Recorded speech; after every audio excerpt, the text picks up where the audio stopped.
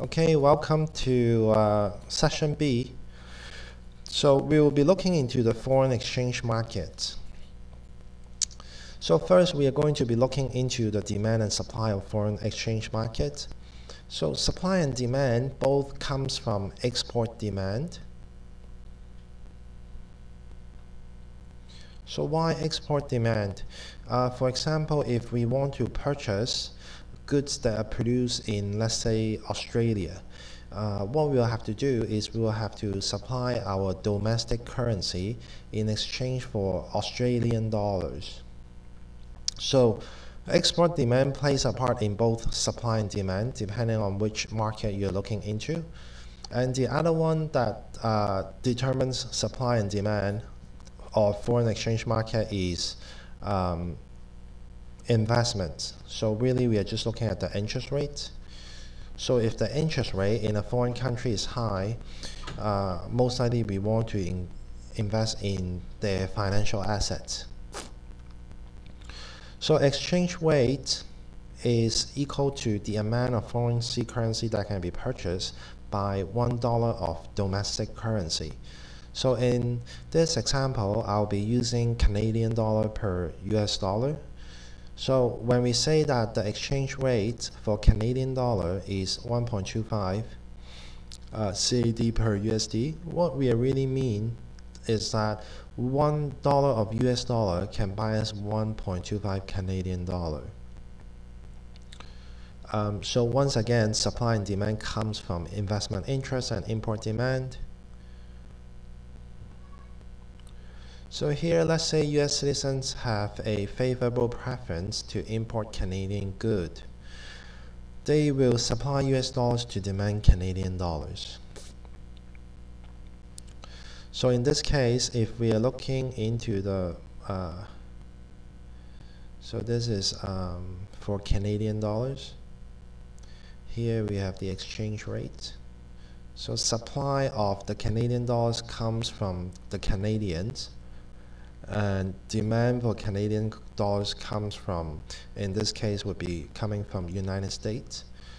So when US citizens want to import more of the Canadian goods, they are going to demand more Canadian currency. So what we're going to see here is, let's say the initial exchange rate was 1.25 in our example. Now it's going to, so this should be, I'll just call it E for now. We will be looking into the value of currency very soon when we look into appreciation and depreciation. So what we are seeing here is exchange rate has gone up for the Canadian dollars. So it really means that Canadian dollars are now more expensive because there's more demand for it. And we can also look into the market for the US dollar. So supply for US dollar and demand for US dollar. So as US citizens want to demand more Canadian dollars, they are going to supply more US dollars. And what we're going to see here is a decrease in value of the US dollar in the foreign exchange market. So let's say Canadian citizen wants to invest into the US stock market. What they're going to do is they're going to supply Canadian dollar to demand US dollars. So all these examples are really just pointing out the fact that supply and demand, they both come from export demand and investment interest.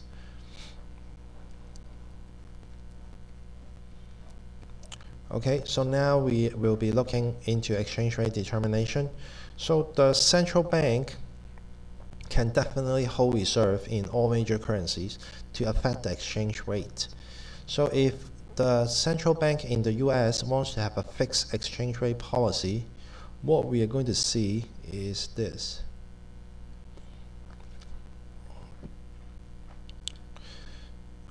So let's say this is the market for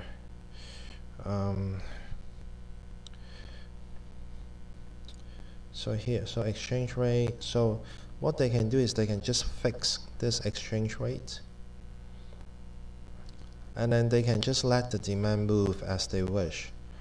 So it doesn't matter how the demand curve moves, the exchange rate will always be fixed. And they can also adopt a flexible exchange rate, which will just be a vertical supply curve.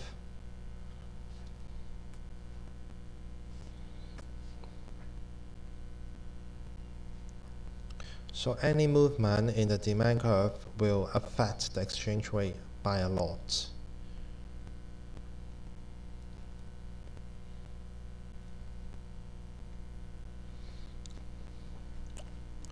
And finally, they can also adopt a managed flow exchange rate. So this one is somewhere in between. So in this case, we are just going to get a normal outward supply curve, and then demand curve, exchange rate. So demand can still move, but this time the exchange rate is not going to move as much as in the flexible exchange rate case. So currently, this is what most countries adopt in the exchange rate policies. They use a managed flow. So they set an acceptable range for exchange rate to move. If it moves too much, the central bank is always ready to come in and intervene the market. So now we will be looking into currency appreciation and depreciation. Appreciation is really the increase in value of a currency. So sometimes in the news they say the currency is very strong. It means that there is an appreciation as measured against another currency. So for example, if we have 1.25 Canadian dollar per US dollar and it jumps to 1.35 Canadian dollar per US dollar, what we can say is that US dollar has appreciated, because now each $1 of US dollar can buy us more Canadian dollars. On the other hand, we can also say Canadian dollar has depreciated.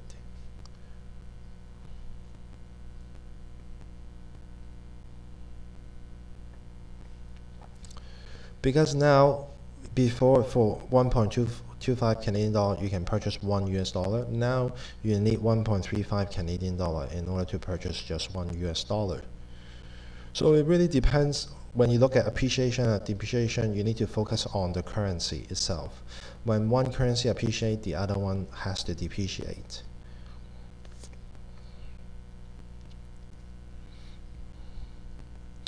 So factors that shifts the supply and demand for US dollar per Canadian dollar and Canadian dollar. So let's say this is the market for US dollar. So we have exchange rate, supply of US dollar, demand for US dollar. So let's say the interest rate in the US has risen relative to the Canadian interest rate.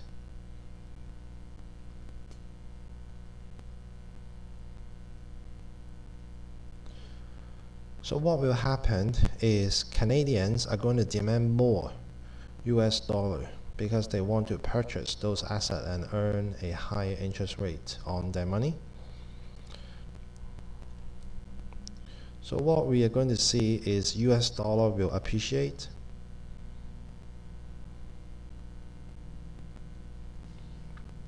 And at the same time, when we look at the Canadian, so market for Canadian dollar, so supply of Canadian dollars, demand for Canadian dollars. So because Canadian wants to buy more US dollar, they are going to supply more Canadian dollars. So as you can see on the diagram, the exchange rate for Canadian dollar has decreased, and we can say that Canadian dollar depreciates.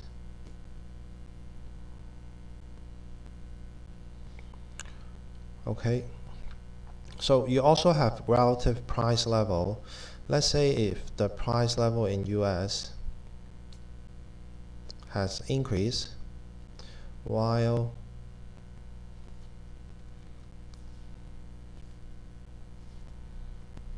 the price level in Canada remains constant.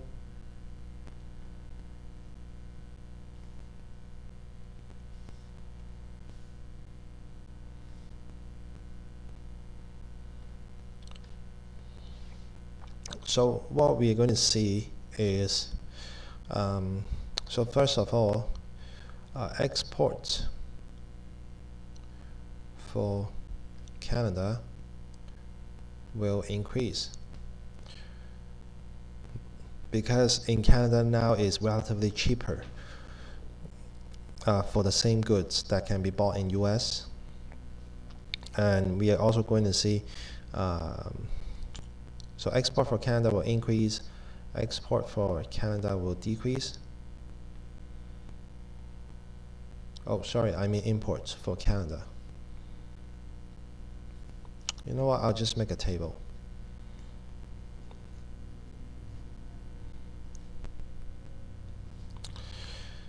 So we have Canada.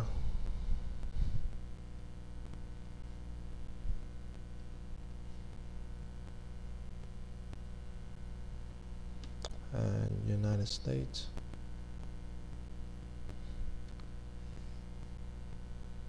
And then we have export and import.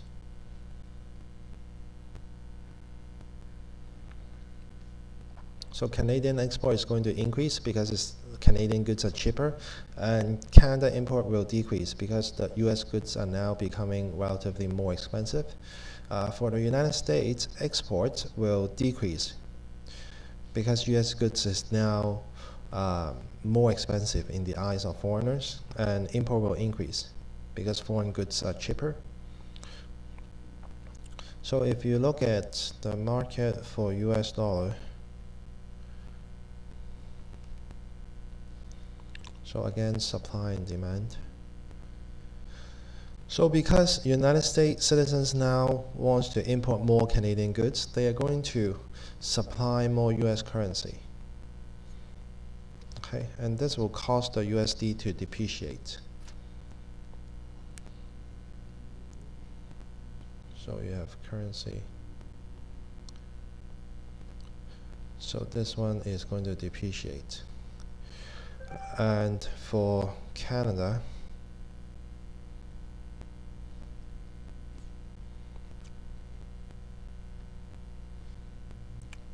so now US citizens are going to demand more Canadian currency in order to purchase those goods that are produced in Canada.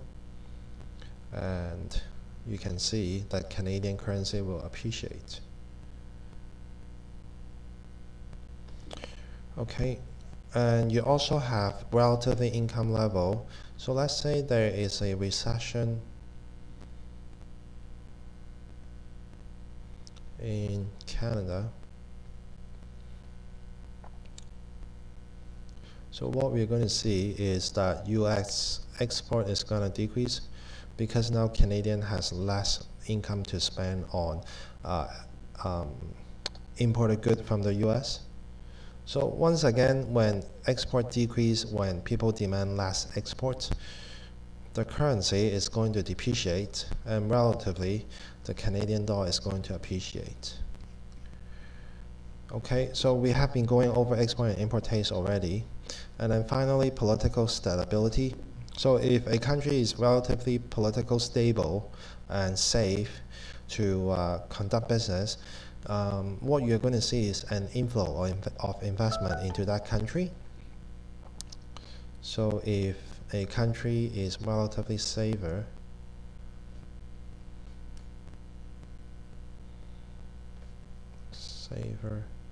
to invest, you should see its currency to appreciate.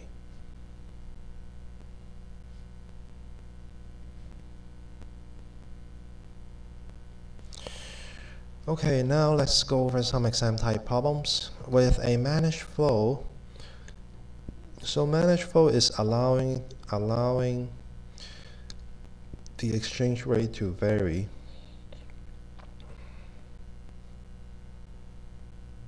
within a range.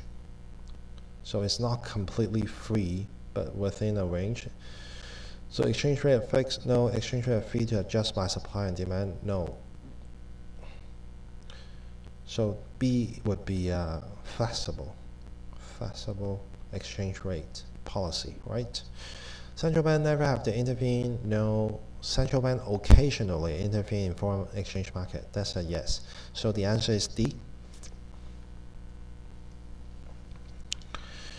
If the interest rate rise in US relative to the to other countries, what we are going to see is US dollar will appreciate because other countries' citizens would want to invest into US assets. So the value of dollar, so when on the exam when it says dollar, it means US dollar, will tend to appreciate. That's correct.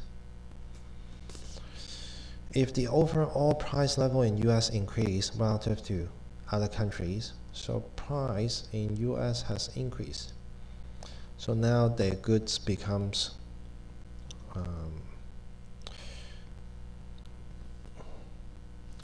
so US goods becomes relatively more expensive.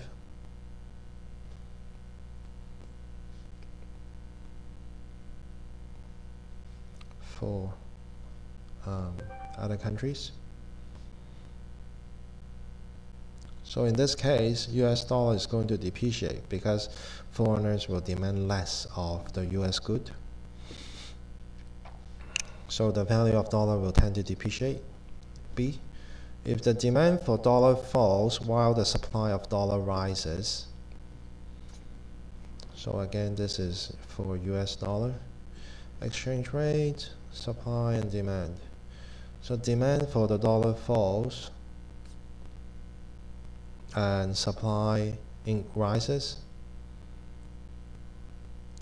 So the new equilibrium will be here. So what we're going to see is that the US dollar depreciates. So the value of the dollar will tend to depreciate. B.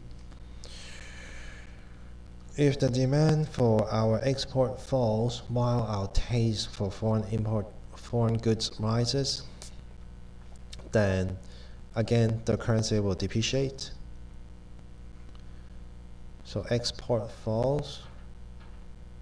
It means that foreigner will demand less of our currency.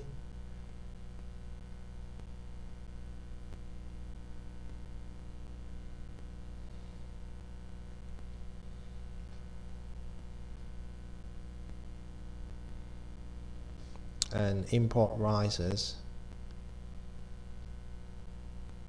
It just means that we will supply more of our currency in order to purchase foreign currency.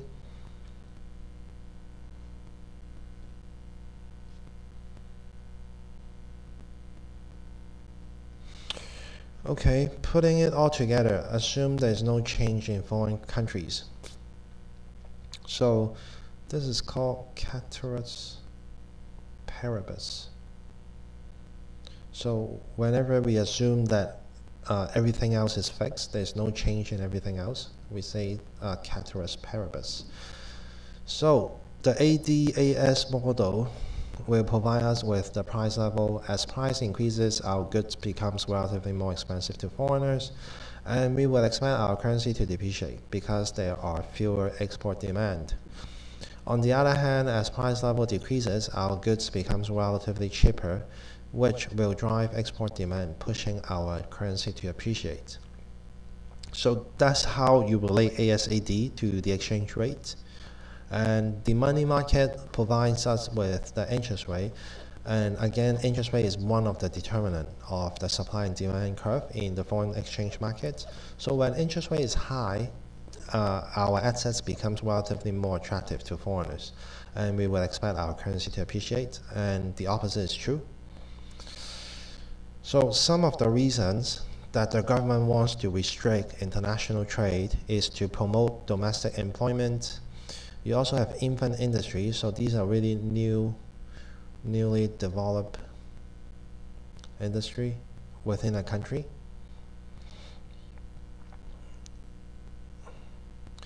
That basically lack the competition in the international market. And then diversity of production. So government may argue that they want their nation to be independent of other nations' output. And you also have prevent dumping. So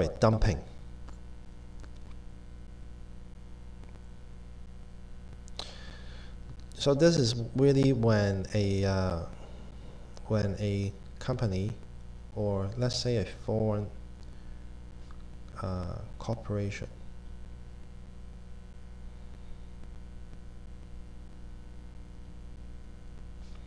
wants to gain market share.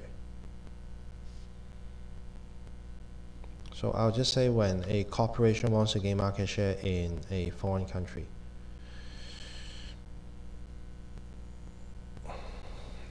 So what they do is they sell their goods really, really cheap. So they offer deep discounts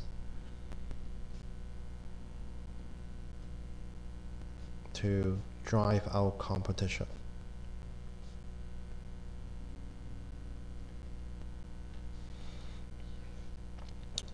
Okay. So how the government can do it is they can impose quota. So these are the limits. So limiting the number of unit of imported goods. And then tariff is just imported tax.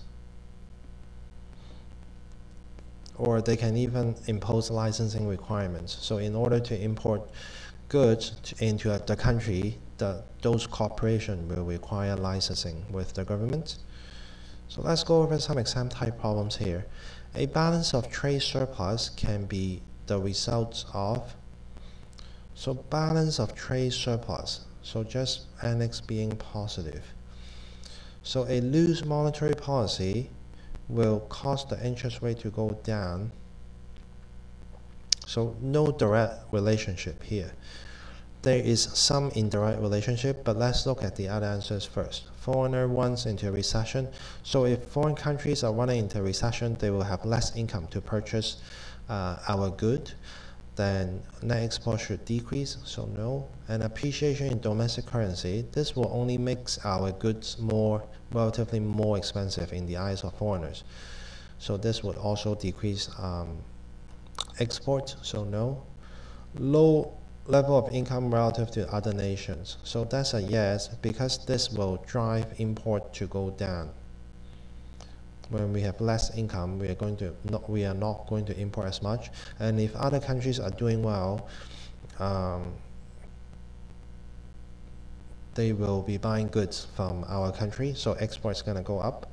And then finally, if the price level in the country is high, it will only discourage exports, I mean. So the only correct answer here is D. So loose monetary policy, A. When interest rate is low, what we're going to see is a depreciation in the currency, which when there is a depreciation, our goods becomes relatively less expensive. So net export will go up. But this is more indirect effect, so the best answer here is D. And of course, here, when we have net export goes up, we are going to hopefully see a trade surplus, right?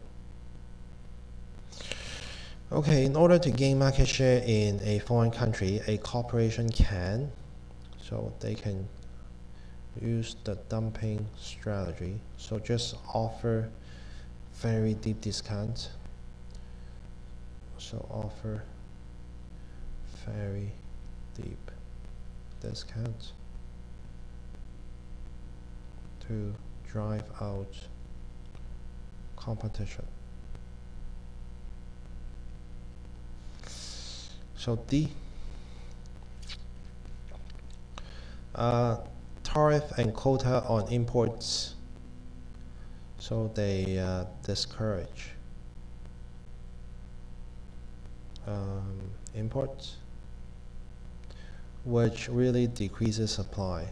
So let's say I'm just looking at, I don't know, just the market for apples. So initially with all the international supplier, we are here. So that's Q, that's P. We are at point A. If the government impose quotas and tariff on imports, some of the foreign countries' producers will not be supplying apples to our countries anymore. So this will shift the supply curve to the left. So what we see here is prices will go up. So consumers are paying at a higher price, and consumers will be consuming at a lower quantity. So result in higher domestic price, yes. Promote trades between countries, no. Does not affect domestic price, no. Fights inflation, no. Results in more quantity of goods being consumed, that's a no. It should result in less quantity of goods being consumed. So the answer is A.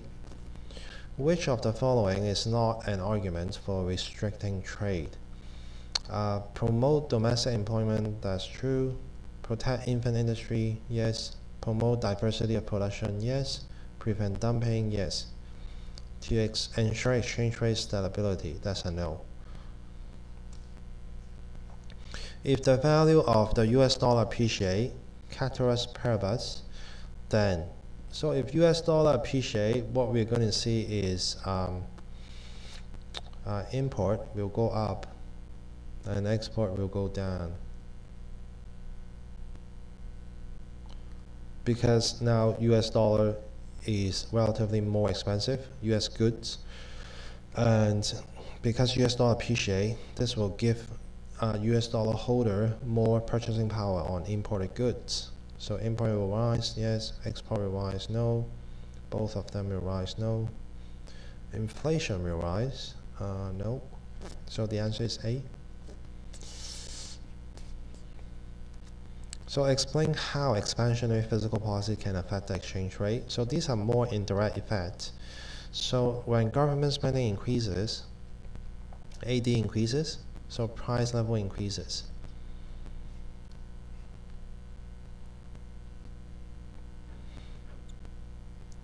Oh, sorry.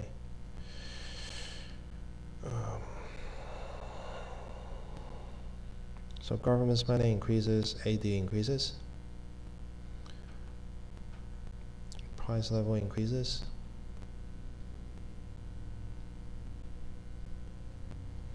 So when price level increases, domestic more expensive.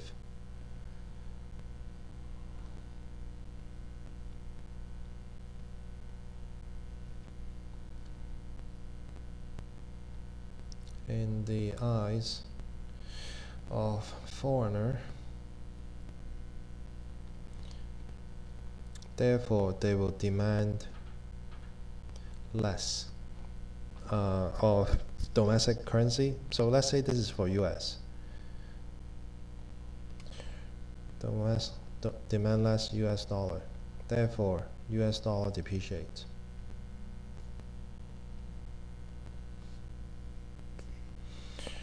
So this is market for USD, exchange rate, supply, demand. So they're going to demand less. And the exchange rate goes down. And US dollar depreciates. So expansionary monetary policy will also affect the exchange rate. So let's say the Federal Reserve decided to increase the money supply, which drives interest rate to go down. So as interest rate go down, foreign countries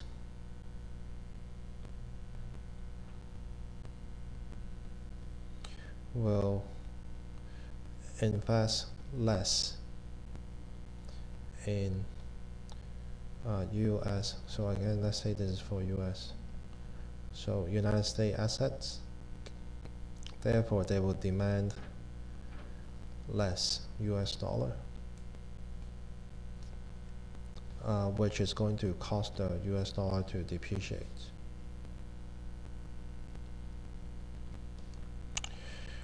Okay, so that's the end of this session. Now please try the exam type problems and then go over all my walkthroughs.